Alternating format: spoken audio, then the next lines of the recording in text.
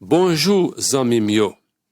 Jodi a nous bien content que tu aies choisi livre ça pour t'étudier qui sa Bible a dit pour nous-mêmes jodi a. Livre là que gen nan men nou ta dwe yon livre orange. Titre li c'est Voyant l'homme bon Dieu. Toujours suivre numéro page yo kem pral ba ou. Histoire pral correspond ak page yo. Leçon 1, page 1. On fait yon ti gade kek nan grand l'homme yo qui te connaît vrai bon Dieu a. L'homme sa yo te vive plusieurs années passées. Des garçons yo ke ouè la se frère jumeaux yo ye. Yo rele Esaü ak Jacob. Papa yo te Isaac petit garçon Abraham. Abraham ak toute famille te adoré seul vrai bon Dieu a. Maman jumeau sa yo te rele Rebecca. C'est Esaü qui te fait avant. Il était un grand chasseur. Cependant, bon Dieu te dit Rebecca que un jour Jacob tap vin gen plus autorité par ses frères li et puis il tap gouverné sous li. Gade dessin ça. Un jour Esaü te tourné la caille entre sot nan jardin. Jacob tap fait bouillon. C'est pas de grand goût Esaü te grand goût. Li plaide ak frère pour le bal yon ti goût bouillon an. Mais ça Jacob dit avant pral ba ou moson a manger ça, faut qu'on vende moins droit de naissance ou a. Droit de naissance lan te déterminer qui laisse nan petit yo qui te gen droit prend pi gros morceau nan héritage là. Ordinairement dans époque ça, droit de naissance lan te pour premier garçon qui te fait dans yon famille. Là, Jacob t'a fait combinaison pour le prendre droit de naissance lan pour lui-même. Esaïe te si tellement grand goût qu'elle pas de bail droit de naissance li grand valeur les ça. Les ça li pas honoré bon Dieu parce qu'elle t'a pensé seulement sous propre désir ou bien besoin par li yo. Li prend décision pour le vendre droit de naissance li à frère li pour yon seul repas. Non Jacob la vle di li k'ap fait déception. Jacob te connaît bien propre qu'elle te passé frère li dans déception. Bon Dieu te gen tan fait promesse que Jacob tap vin pi grand par ses frères Esaü. Cependant, bon Dieu pas jamais d'accord avec n'importe qui laisse k'ap essayer passer les autres dans déception pour yo ka entrer dans belle position yo même. Page 2. Jacob te passé papal Isaac dans déception tout. Isaac te fin grand monde. J'ai pas très clair. Jacob trompe papal pour bal bénédiction qui te réservé pour Sila qui te gen droit de naissance lan. Là ça, Esaü te vin si tellement fâché qu'elle prend décision pour le tuer Jacob. Rebecca te bay Jacob l'ordre pour le sauver aller dans un pays bien loin côté frère tap vive. Là nous wè qui ça qui te rive Jacob pendant voyage lia. Pendant la nuit, il était obligé coucher à terre. Côté le teyea, il était tout seul. Soit ça, il fait un rêve. Dans rêve ça, il voit un escalier ou bien une échelle qui était sorti dans le ciel là, rive jusqu'à terre. Zanjo qui était servi comme messager bon Dieu, t'a monté descendre sous escalier ça. Bon Dieu prend parler avec Jacob et puis il dit, c'est moi qui bon Dieu Abraham avec Jacob. Ma ba ou ak tout petit ou yo, tout terre, côté ou ap couché a. Tout moun qui sous la terre va recevoir faveur bon Dieu à cause ou ak petit ou yo. Moi là ensemble ako, ma prend soin ou n'importe qui côté ou va aller. Les Jacob te réveillé, li te comprendre bien clair qu'elle te ouais vrai bon Dieu vivant. Bon Dieu gen capacité pour le sortir dans ciel là, pour le parler avec l'homme. Bon Dieu te gen tan connaît que Jacob te yon moun qui te fait déception. Cependant, bon Dieu ka prend yon moun qui méchant pour le faire détourner yon moun de bien. Page 3. Là nous wè comment la vie te yé pour Jacob plusieurs années après il te fait grand rêve lia. La campé ensemble avec tonton Laban, qui t'aime di ou pour qui ça Laban semblait le fâcher. Laban te gen deux ti filles. Jacob te d'accord pour le travail 7 ans pour Laban pour te capable marier Rachel. Jacob te remet li et c'est lui qui te pi jeune. Cependant, le Jacob te fin travail tout année sa yo, Laban te passé dans déception. Au lieu qu'elle te bay Jacob Rachel, il te bay ti fia qui te pi grand. Laban te fait un l'autre contrat avec Jacob. Il dit qu'elle te d'accord pour le bal Rachel comme madame ni tout, s'il te travaille 7 ans plus pour lui. Malgré déception ça, bon Dieu te ensemble avec Jacob. Jacob te réussi dans tout ça qu'elle te fait. Il te prend soin toute bête Laban yo, et puis yo te multiplié en pile. Laban te d'accord pour te bay Jacob tout mouton yo, qui noie ak toute bête yo qui te tacté ou bien pentelé. T'as l'air comme ça, Jacob prend décision pour le tromper Laban. Là ça, il fait toute bête Laban yo, ça qui te pi fort yo, croisé dans un sens pour yo faire seulement petite qui te tacté ou bien pentelé. Pas de gain en pile temps qui t'est passé avant Jacob te gain plus bête passé Laban. Jacob te vin bien riche et puis Laban te vin bien fâché. Jacob te obligé sauver col encore. Même Jean t'est obligé courir aller, les Esaü te fâché avec elle. C'est bon Dieu qui te quitté Laban passer Jacob dans déception. Ça te servi comme une leçon pour Jacob que bon Dieu pas jamais d'accord avec moun qui trompé ou bien passer les autres dans déception. Page 4. Jacob te prend décision pour le retourner dans le pays papal Isaac. Mais il était toujours père sa Esaü frère la tap fel. Jacob te voyé en pile cadeau bay Esaü. Li fait ça parce que li te voulait pour Esaü changer comportement li envers li. Jacob prend nouvelle que Esaü tap vin contre elle. C'est pas deux pères li te paix.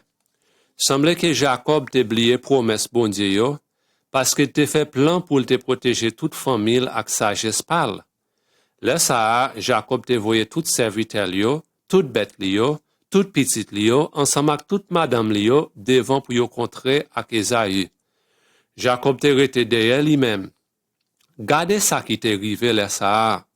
Un homme te paraît et puis il prend gourmet avec Jacob pendant toute la nuit. Même là que soleil la tap levé, nom ça te bay Jacob yon coup nan renl. Zo renl te déjointé. Li pat ka gourmet encore. Nom nan dit Jacob. Non ou pap Jacob encore. Mais ou ap rele Israël. Parce que te lutte ak ni bon Dieu ni l'homme et puis ou te gagné dans bataille là.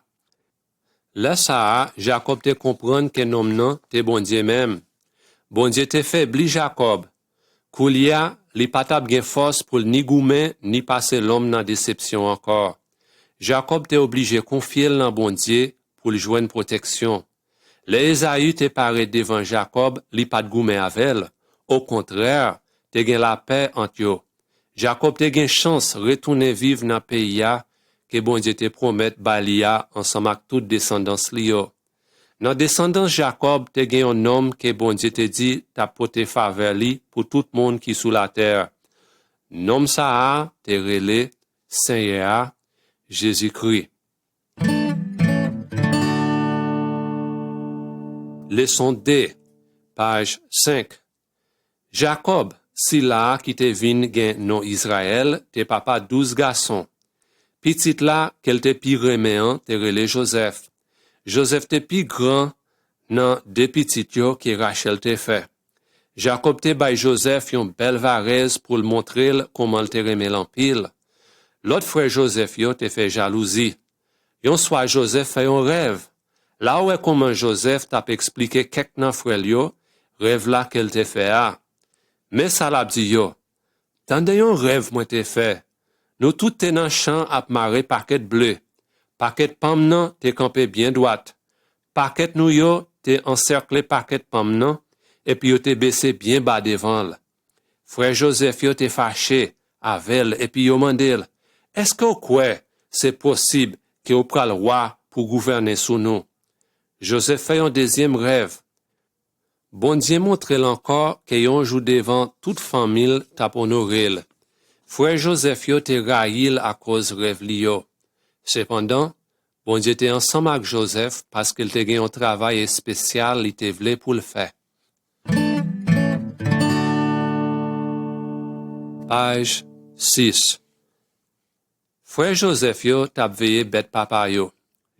Jacob te mande Joseph pour l'al faire un check sou frère yo.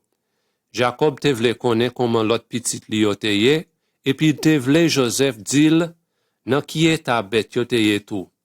Joseph te obéi papal, li te ale chache yo. Pendant le tap rive pre yo, frère yo te deside pou yo tou yel. Yo kembel epi yo fel descend nan yon puy sec. Avant yo te gen chans tou yel, te gen yon groupe moun ki sorti nan fami Ismaël ki te paret sou chemen an. Moun sa yo te pratik ki tap descend nan peyi l'Egypte la pou yo vend marchandiz yo. Yon nan frère yo ki te rele Juda, te mande lot frère yo koman sa tap beneficye yo si yo te touye Joseph epi eseye kache sa yo te fe a. Li te encourage yo pou yo vend ni a moun Ismaël yo. La nou wè koman frère Joseph yo te retire nan puya epi yo te vend ni a pep Ismaël yo pou 20 pièces argent. Le sa yo touye yon kabrit. Yo mette 100 kabrit la sou tout bel varez Joseph la. Le fini yo pote varez la bay papa yo Jacob. Le Jacob te wè varez la ki te kouvri ak san, li te kompran ke yon bet marron te touye Joseph. Le sa li fe dey paske kel te kase ak tristesse. Jalousie se yon bagay ki bien terrible. Jalousie la cause en pile méchanceté. Cependant, dans la vie Joseph la, bon Dieu te servi méchanceté ça pour le détourner yon bien. Page 7. Moun Ismaël yo te ale ak Joseph nan pays l'Egypte la. Yo te vend ni comme esclave a yon grand nèg ki te rele Potifa. Bon Dieu te ensemble ak Joseph. Li fel réussi nan tout sa kel tap fait. Potifa te place Joseph comme chef nan tout affaire kay li. Joseph te yon bel garçon. Se sak te fait, Madame Potifa te vle Joseph pour lui-même. Cependant, Joseph te refusé coucher ensemble ak li. Yon jou, le pat gen lot moun nan kay la, Madame Potifa te essayé forcer Joseph coucher ak li. Joseph chape ko li, mette dehors kay la. Se sel varez li ke Madame Potifa te gen chance pran sou li. Le maril tourne la kay, Madame Potifa montre le varez li, epi l dil. Joseph te essayé fe kade jak sou mwen. Potifa te fe yo mette Joseph nan prison. Joseph te refusé quitte tentation pran pied sou li, le Madame Potifa te mande le fe péché ak li. Malgré innocence li, yo te punil pou yon crime qu'elle pat même fait. Parfois, bon Dieu quitte les autres yo fait nous mal. Cependant, li pa jam abandonne moun yo ki obéil. Li va ni juger ni puni moun yo ki prend pas nan méchanceté. Page 8. La nou Joseph nan prison an. Bon Dieu te toujou ensemble ak li. Gad prison an te place Joseph comme chef sous tout l'autre prisonnier yo. Chef domestique wa ak chef boulanger wa te nan prison an ensemble ak Joseph. Yon soir, tout de nan mesye sa yo te fait rêve. Rêve yo te trouble yo parce yo pat konnen comment pou yo interpréter yo. Joseph dit yo, c'est bon Dieu qui bay capacité pour interpréter rêve. Expliquez-moi rêve nou yo. Là ou ka wè ki qualité rêve chef domestique wa te fait. Li dit Joseph, nan rêve pam te gen yon lion raisin devam ki te gen 3 branches. Mwen te gen gode pharaon nan même. Mwen pran raisin yo, mwen pije yo nan gode pharaon. Le fini, mwen bay wa ali. Joseph explique domestique la sa rêve li te vle di. Li dil, nan 3 jours wa avalage ou, la remette ou nan belle position ou encore comme chef domestique li yo. Boulanger a te explique Joseph rêve li te fait à tout. Cependant, rêve boulanger a te vle di que nan 3 jours li ta pral mouri. Même Jean-Joseph te interprète rêve yo, c'est comme ça bagay la te rive vrai. Nan 3 jours, domestique la te lage. li rejoignent belle position lia devant Waa. Waa te fait yo touye boulanger a. Joseph te mande domestique Waa pour le pas oublier devant Waa. Cependant, domestique là fin oublier le net. Joseph passait 2 ans en plus dans prison. Cependant, bon Dieu pas de jambe la gueule. Leçon 3, page 9. Nom lan que on a dessin ça, c'est Wa l'Égypte là. L'abdomi et puis l'a fait un rêve. Dans rêve ça, li te wè 7 bœufs bien gras qui te sorti la rivière. Yo te commencé manger zèbre. Après ça, li wè 7 bœufs minces qui sorti dans la rivière. Bœuf mince yo te mangé 7 bœufs gras yo. Pi ta Wa te fait un autre rêve. Là ça, li te wè 7 épis maïs fene qui te mangé 7 épis maïs qui te bien belle. Wa te mande tout nèg sage, ça veut dire savant yo, pour yo bay li signification rêve sa yo. Mais pas de gen yon nan yo qui te capable expliquer le sens yo. Là ça, chef domestique Wa te songe Joseph qui te en prison toujours. Il te parlé Wa comment Joseph te gen capacité pour l'expliquer rêve. Wa te fait yo rele Joseph sorti dans prison. Il te parlé Joseph sous rêve yo et puis Joseph te dit Wa. Bon Dieu te dit ou ça l'a fait. Pral gen 7 années bon récolte dans pays l'Égypte là. Cependant, après 7 ans abondance pral gen 7 années gros sécheresse. Joseph te bay Wa conseil sous ça te doit faire. Wa te wè comment l'esprit bon Dieu t'a travaillé dans Joseph. Là ça, Wa te placé Joseph comme chef sous tout pays l'Égypte là. Bon Dieu te servi souffrance dans la vie Joseph pour te préparer pour un grand travail important. Page 10. Joseph était devenu un grand chef sage sous tout pays l'Égypte là. Pendant 7 années, grand récolte là, il était ramassé, mettait en dépôt toute grande récolte là qui était gain en abondance.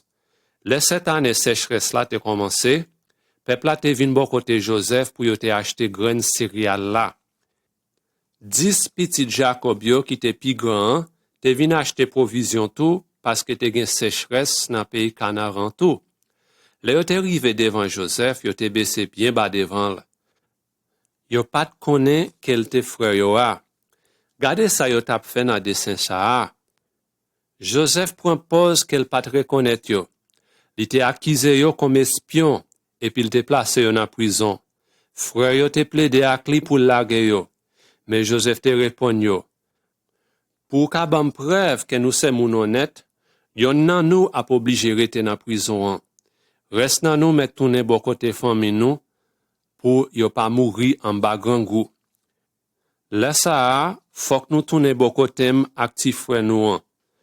Joseph te kembe frère Simeon comme prisonnier, jouk les l'autre frère yo ta tourné avec Benjamin, celle l'autre petit garçon que maman Rachel te fait. Est-ce qu'on pas songe rêve là que Joseph te fait? Bon Dieu te fait rêve ça, réaliser les frères Joseph yo te prosterner yo devant là. Bon Dieu connaît tout ça qui pral arriver dans la vie nous yo tout. Page 11. Le pas gen aucun manger qui te rete dans main yo, frère Joseph yo te obligé tourner dans pays l'Égypte là encore. Yo te mené Benjamin, jeune frère Joseph là ensemble avec yo. Même Jean-Joseph te bayo l'autre fel. Joseph pat manqué gen kè content pour te wè frère ensemble avec Benjamin. Cependant, jou koulia li pas di yo ki moun li te ye. Li te bayo provision encore et puis il te voye yo aller. Te gen l'autre bagay li te fait en cachette. Li te placé cob ensemble avec yon godet fait en argent qu'elle te conservi pour le bois dans sac grain céréales yo qui te nan main frère yo. Là ça, Joseph te bay domestique li yo l'ordre pour yo saisi frère yo pendant yo te sous route là pour aller la kayo. Domestique yo te accusé frère yo comme voleur. Yon grand crainte te saisi frère Joseph yo pendant yo tap tourné bon côté. Yon fois en plus, yo tout te coubé genou devant pour yo te mandel miséricorde. Joseph pas senti qu'il te caché secret li encore.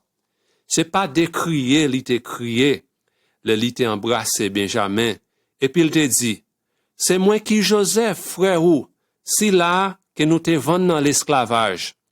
Bon Dieu te placé comme chef dans tout pays l'Égypte là. Pressé aller dit papa ça. Pas misère retourner vin côté. Toujours gen 5 ans sécheresse dans pays ya. Et puis pas vle pour nous ak famille nou yo mourir en bas grand goût. Page 12. Frère Joseph yo te tourné la kayo pour yo te dit papa yo que Joseph te vivant toujours. C'est lui qui chef tout pays l'Égypte là. Jacob, si là qui te gen non Israël là, te étonné tant des nouvelles ça. Jacob ensemble avec toute famille te prend tout ça yo te possédé et puis yo te allé vivre dans l'Égypte. C'est pas décontent li te content pour louer Joseph encore. Dans dessin ça ou ka wè Jacob qui te gen un grand monde ensemble avec Joseph dans pays l'Égypte là. Là où est comment Jacob t'a bay bénédiction à des petits Joseph yo qui te relè Manassé ak Ephraim. Jacob te croisé bral pour main droite lia te posé sous tête Ephraim, petit garçon qui te pi jeune lan. Jacob te fait promesse à Ephraim qu'elle t'a recevoir héritage famille, ça yo te relè noa de naissance lan. Petit yo qui te sort dans famille Joseph ak Ephraim te vin branche famille Israël là qui te pi grand. Jacob te mouri dans pays l'Égypte là. Là ça frère Joseph yo pas manqué père et puis yo te dit qui ça n'a fait si Joseph prend l'idée remettre nous tout mal là que nous te fait. Là ça yo voye yon commission by Joseph. Message là te dit tant prie pardonnez-nous. Joseph te répond yo ou te fait complot méchanceté contre moi. Mais bon Dieu te fait le détourner yon bien pour te capable sauver la vie en pile moun. Joseph te yon grand homme parce que l'esprit bon Dieu te ensemble avec lui. Zanmim yo, nous gen même opportunité pour nous connaître bon Dieu Joseph là. Ou ka placer confiance ou nan li et puis ballonnaire. Bon Dieu gen yon plan pour la vie ou tout. C'est lui seul qui ka prend ça qui semble yon mal pour le détourner yon bien dans la vie ou et puis dans la vie les autres yo tout. Leçon 4. Introduction. Yon lot devant yon l'homme bon Dieu te relè Moïse. Li te délivré peuple Israël la yo te en bas esclavage. Moïse servi comme yon exemple pour diriger nous joindre Jésus-Christ qui te vini pour te sauver tout le monde en bas punition la mort. Page 13. Moïse te fait dans pays l'Égypte là à peu près 300 années après Joseph. Parents li yo te moun race Israël. Tout peuple Israël là te rete dans pays l'Égypte là après Joseph te mouri. Peuple Israël te multiplié en pile et puis yo te détourné yon grand nation moun qui te relè moun hébreu. Ou l'Égypte là te commencé maltraiter peuple hébreu. Li te forcé yo travail tant kou l'esclave. Li te bay yo l'ordre pour yo te touye tout petit bébé garçon yo. Le Moïse te fait, maman te caché. Li te placé bébé a dans yon panyen et puis il te placé panyen dans roseau yo bo côté la rivière. Myriam, sœur Moïse là, te campé dans zone panyen pour te kaveye. Gade dessin ça pour ka wè sak te rive. Petite fille wa te vin dans la rivière pour le bain. Le sali te joine panyen dans roseau yo. Li ouvri panyen et puis il wè bébé hébreu. Moïse prend crier. Ti fille wa te gen pitié pour li. Myriam te dit, est-ce que tu vle mal chercher yon nan femme hébreu pour le kabay petite la tete? Oui, al fait ça pour moi, répond petite fille wa. Le ça, Myriam te vin ak maman Moïse là pour te prendre soin. Moïse te grandi nan parler petite fille wa. Yo t'instruil dans toute coutume ak enseignement l'Égyptien yo et devenu un grand homme. Page 14. Yon jour Moïse te wè comment l'Égyptien yo tap forcé peuple hébreu yo travail pour yo. Li te voyon l'Égyptien qui t'a bat yon hébreu. Moïse te vle aider peuple pal yo. Laisse li te touye l'Égyptien ça. Li te supposé que personne pas touel. Cependant, wa te vin tan de nouvelles ça et puis Moïse te obligé sauver dans présence wa. Li tal vivre dans yon désert. Pendant 40 années, li te vive tout près yon monde qui te relè monde Sinaï. Laisse ça, bon Dieu même te formel pour travail là que ta bal fait nan jou devant yo. Moïse te gade des animaux yon homme qui te relè Jéthro. Tout autant ça, peuple hébreu yo t'a souffri dans pays l'Égypte là. Yo te crié dans pied bon Dieu et puis il te tende yo. Yon jou Moïse te wè yon bagay qui te trompel. Gade, il te wè yon ti touf bois qui t'a brûlé ak di fè. Mais touf bois pas détruit. Laisse ça bon Dieu qui te nan di fè a, te parle ak Moïse. Li dit, Moïse, Moïse, moi wè comment y a maltraité peuple moi yo dans pays l'Égypte là. M'a voye ou bon côté roi l'Égypte là pour ka délivrer peuple moi yo sorti dans pays ça. Moïse te peur pour le tourner dans présence roi l'Égypte là. Li te peur que peuple hébreu yo pas t'a accepter comme leader yo a. Laisse ça, bon Dieu dit Moïse, si là qui gen non moyen, c'est lui qui voye ou sous mission ça. Dit peuple Israël yo que bon Dieu ancêtre yo te voye ou pour délivrer yo. Page 15. Moïse te obéi bon Dieu. Li te tourné en l'Égypte bon côté peuple yo. Moïse ak frère Aaron te paré devant roi l'Égypte là et puis yo te dit, Seigneur, bon Dieu Israël l'a dit, quitte peuple moi yo parti. Mais roi te répond yo, moi pas connais bon Dieu Israël là et puis m'pa quitte yo déplacé. Roi te forcé peuple Israël travail même pire encore. Bon Dieu te dit Moïse, dis à Aaron pour le voyer bâton la terre devant roi et puis il pral tourner yon couleuvre. Bâton Aaron te détourner couleuvre là que ouè nan dessin ça. Wa te les magiciens li yo. Yo te fait bâton pa yo détourner couleuvre tout.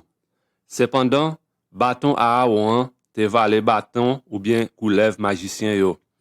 Bon Dieu Aaron ak Moïse là te pi grand passé Dieu yo qui te gagné dans pays l'Égypte là. Bon Dieu Israël toujours 1000 fois plus grand passé n'importe ça qui capote tit Dieu ça yo tout. Bon Dieu te fait tout l'eau dans pays l'Égypte là détourner sang. L'Égyptien yo pas de cabouel et puis poisson yo te mouri. Bon Dieu te voye toute qualité la peste à calamité sous peuple l'Égypte yo. Crapaud, mouche, criquette, la grêle. Zanimo yo te mouri ak maladie. L'Égyptien te vin malade tout. Bon Dieu fait un grand feu noir couvri pays pendant 3 jours. Cependant, wa te gen tête dure, li pat quitte peuple hébreu yo quitte pays a. Page 16. Bon Dieu te dit peuple Israël yo qu'elle t'a touye tout garçon premier-né parmi l'Égyptien yo. Avant de faire ça, bon Dieu t'instruit Moïse ak hébreu yo comme ça. Sou joua que m'choisi a, chaque famille hébreu yo besoin touye soit un petit mouton, soit un petit cabrit. Yo besoin prendre ensemble bête yo et puis placer le sous linteau pot kayo. Après ça, yo besoin boucaner bête yo, manger yo et puis préparer tête pa yo pour yo quitter pays l'Égypte là. Ensuite, bon Dieu te dit peuple hébreu yo, soit ça m'a fait route moi tout partout dans pays a. M'a touye tout garçon premier né dans pays l'Égypte là et puis m'a puni tout faux Dieu dans pays a.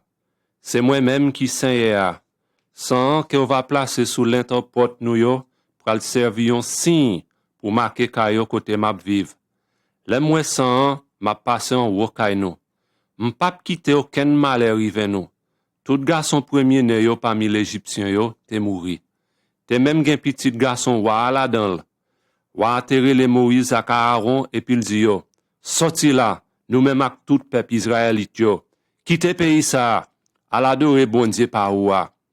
En pile année après événement ça, bon Dieu te voye un sauveur qui te relé Jésus-Christ. Il te mouru comme un sacrifice pour nous-mêmes. Sans mouton ak cabrit yo te délivré peuple Israël yo dans désert. Sans Jésus qu'a sauvé nous koulia pour ne pas prendre part dans la mort éternelle. Leçon 5, page 17.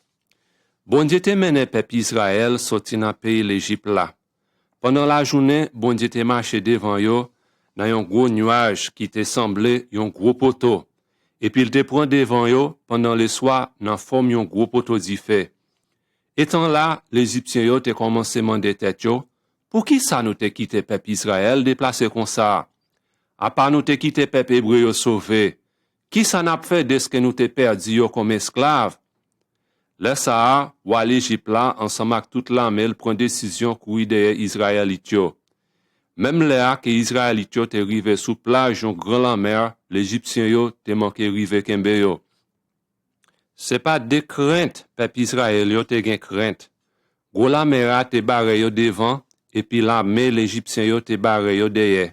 Pas de aucune route pour yo sauver.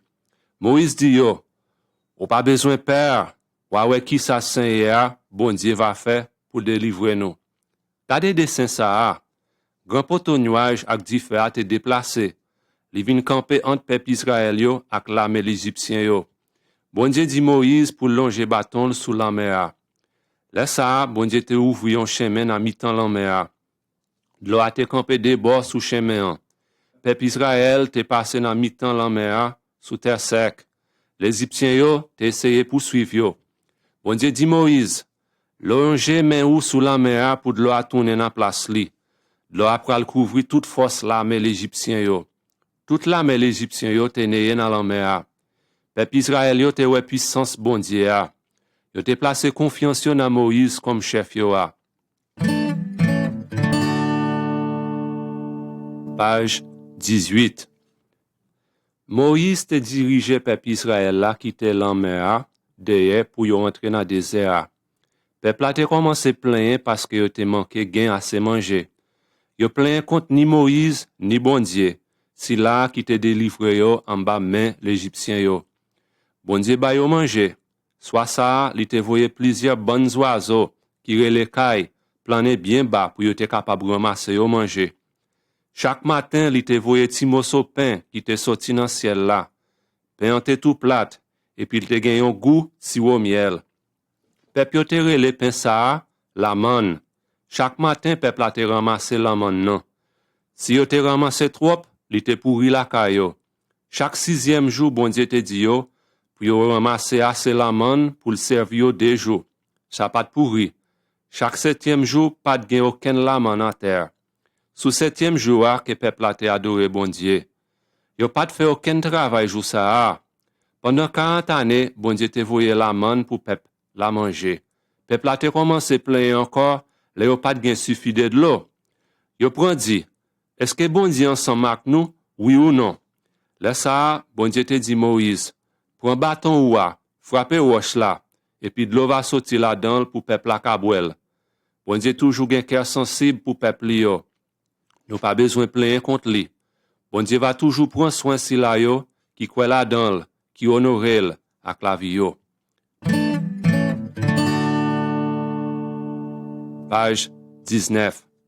3 mois après peuple Israël yo te sorti pays l'Égypte là, yo te rivé bon côté Mont Sinaï. Là bon Dieu te prend parler avec Moïse et puis il dit, si nous va obéir, moi va considérer ou comme peuple pam et puis nous va servir. Là ça bon Dieu te descend sous Mont Sinaï pour peuple la te ka wè grandeur li a. Te gen grand nuage, koute l'oreille, éclair ak di fè sous mon nan. Te gen un coup de clairon bien fort. Peuple yo prend tremble si tellement yo peur. Et puis yo pas de vle proche bon côté mon nan. Moïse te monté mon nan. Bon Dieu dit, c'est moi qui Seigneur, bon Dieu nous an. Pinga ou gen aucun l'autre Dieu passé moi-même. Pas lage ko ou devant aucun idole pour adorer yo. Pas mal utilisé non moins. Toujours kembe 7e jour comme yon jour saint pour capable adorer. Honorer maman nous ak papa nous. Pas touyer moun, pas commettre adultère, pas voler, pas bay menti sou moun, pas porter l'envie sou ça qui pas pour. C'est ça nous les commandements bon Dieu yo. Bon Dieu te écrit yo sous morceau roche plate.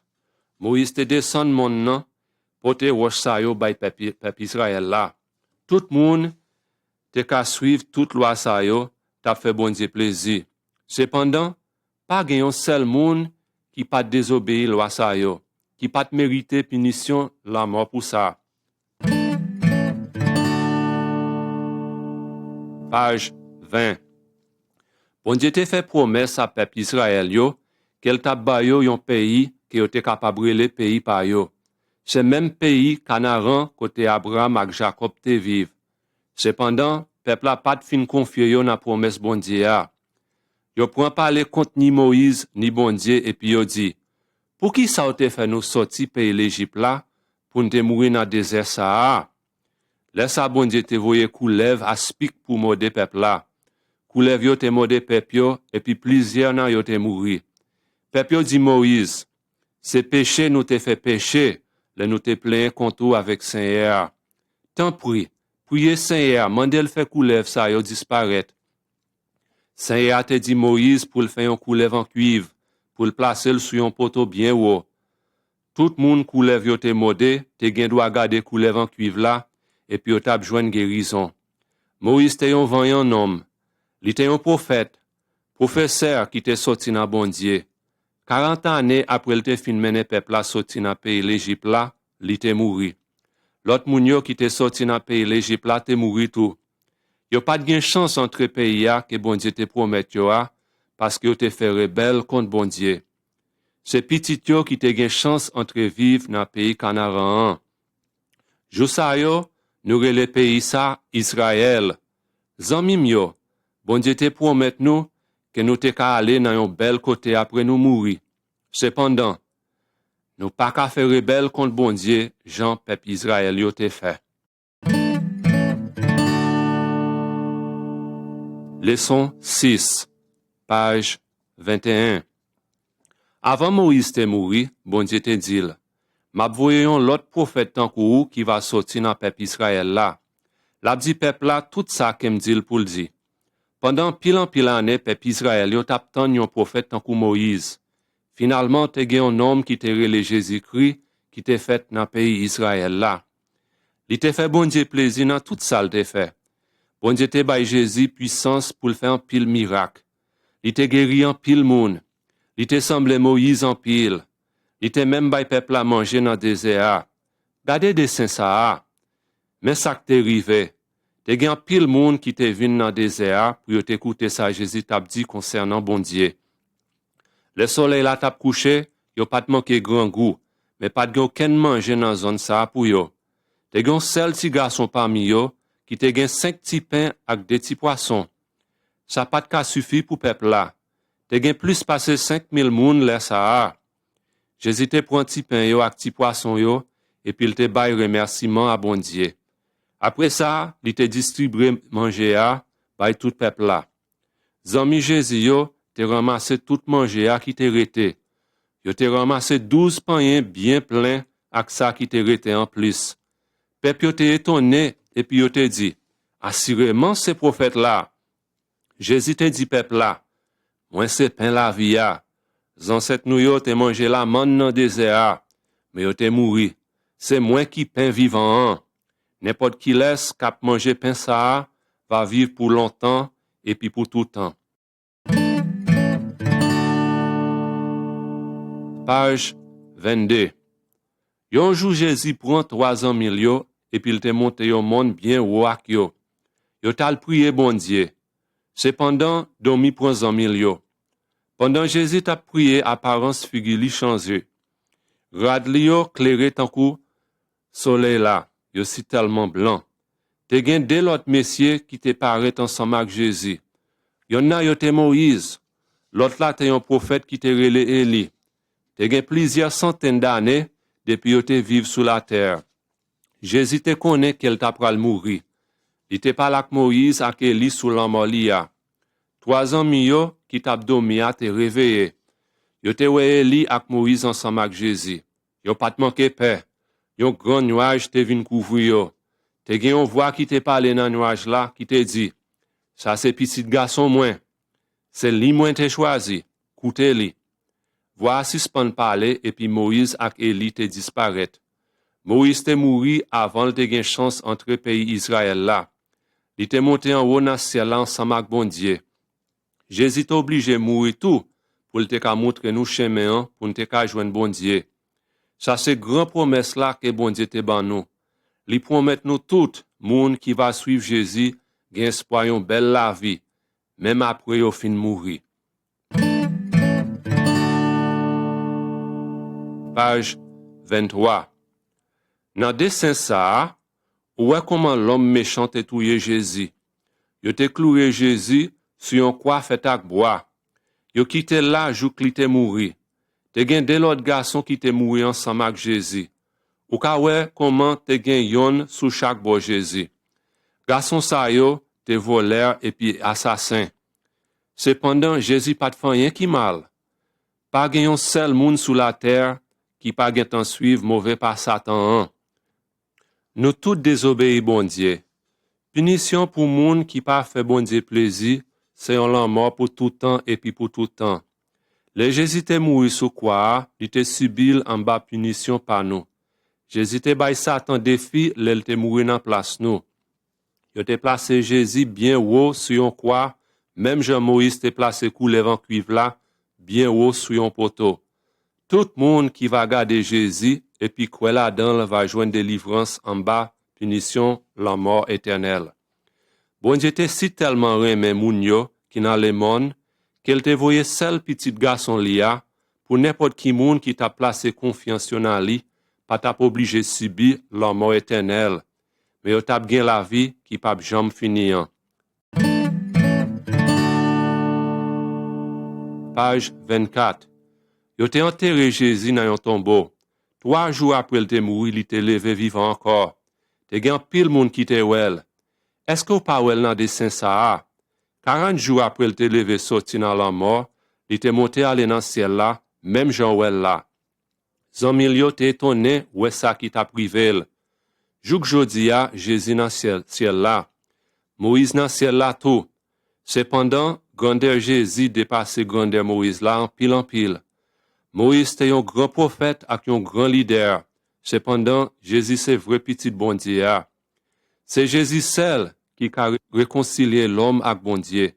Moïse te délivré peuple Israël là, l'elle te dirigé yo croisé grand la mer. Mais Jésus te vinn porter délivrance pour tout le monde qui va suivre lui. Quand nous gain pour mourir, mais non nous gain pour continuer à vivre. Soit n'a continuer vivre ensemble avec Satan dans l'enfer ou bien ensemble avec bon Dieu dans le ciel là. Un jour, Jésus gain pour le retourner ici sous la terre. Même Jean Jésus est monté en haut dans le ciel là, c'est comme ça tout, il va prendre tout si là yo qui va quoi là-dedans, mener yo en haut dans le ciel là, pour yo ka ensemble avec bon Dieu. Chers amis yo, réfléchis bien sur l'histoire ça concernant Jésus et Moïse. Placez confiance dans Seigneur Jésus et puis ou va sauver.